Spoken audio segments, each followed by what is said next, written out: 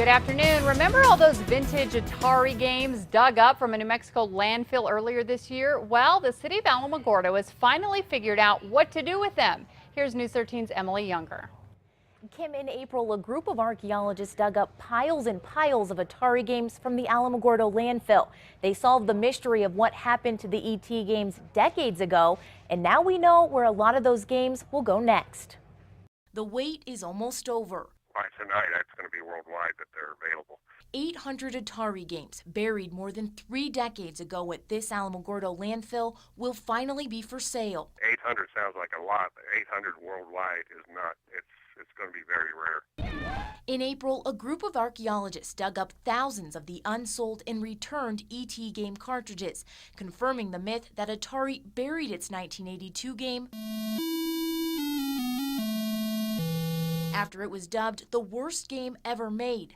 Now that widely criticized game is widely sought after. It's a worldwide phenomenon. It's not just something New Mexico. It's not just the United States. It's all over the world. Places like the Smithsonian, the New Mexico Space Museum, and Museum of Rome, Italy, have all asked to get a piece of the find. Alamogordo, which owns the games because they came from the city's landfill, says it's sending some to museums, but a majority will go up for sale to the public. It could be they're worth $50 a piece. It could be worth $500 a piece. We don't know. The market's going to determine that. While the price is still unknown, officials want to make one thing clear.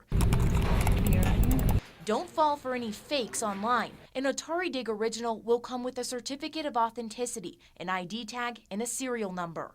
Someone's trying to sell you a game that doesn't have that and says it's from the Atari Dig. It's probably one they just stuck out in the driveway, drove over it, said, here you go. The city of Alamogordo will be auctioning off the games as soon as next week. The city still hasn't figured out the details of that auction.